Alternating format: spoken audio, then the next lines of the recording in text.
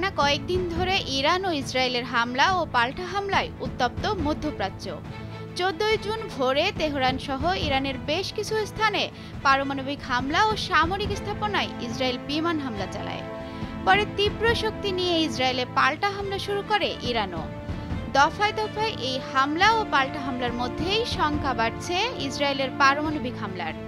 Israel ইরানে পারমাণবিক হামলা করলে পাকিস্তানও পরমাণু বোমা ব্যবহার করবে বলে দাবি করেছেন ইরানের শীর্ষ সেনা কর্মকর্তা জেনারেল মোহসেন রেজাই।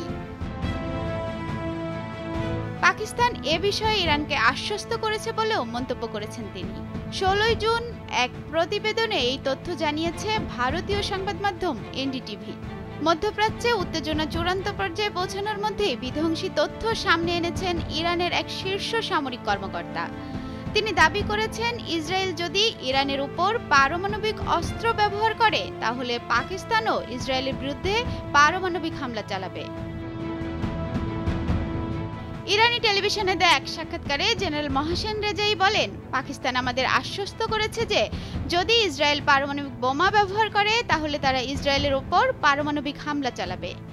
এই বক্তব্য তিনি এমন সময় দিয়েছেন যখন ইরান ও ইসরায়েলের মধ্যে পাল্টাপাল্টি ক্ষেপণাস্ত্র হামলায় এখন পর্যন্ত দুই দেশের 250 জন নিহত হয়েছেন। জেনারেল রেজাই আরও দাবি করেন, পাকিস্তান ইরানের পাশে দাঁড়িয়েছে এবং মুসলিম বিশ্বের ঐক্যের ডাক দিয়েছে। তেহরান এখনো অনেক গোপন শক্তি প্রকাশ করেনি বলেও দাবি তার। পাকিস্তান এখন পর্যন্ত ইসরায়েলের বিরুদ্ধে পারমাণবিক অস্ত্র ব্যবহারের বিষয়ে কোনো আনুষ্ঠানিক মন্তব্য করেনি, কিন্তু দেশটি ইসরায়েলের বিরুদ্ধে ইরানের অবস্থানকে সমর্থন জানিয়ে আসছে।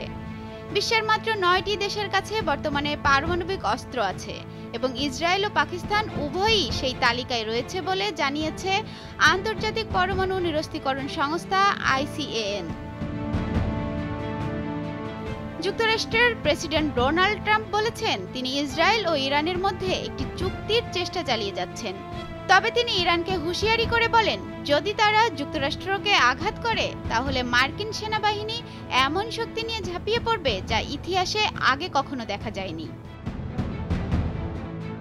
এদিকে পাকিস্তানের প্রতিরক্ষা মন্ত্রী খাজা আসিফ এক অনলাইন পোস্টে বলেন, ইসরায়েলের পারমাণবিক ক্ষমতা নিয়ে পশ্চিমাদের চিন্তা করা উচিত, কারণ এই সংঘাত শুধু একটি অঞ্চল নয়, পুরো বিশ্বকে বিপদে ফেলতে পারে। ইসরায়েল একটি বেপরোয়া রাষ্ট্র যাকে সমর্থন করে পশ্চিমা দুনিয়া ভয়াবহ ভুল করেছে। অনামিকা রায়, ভোরের কাগজ।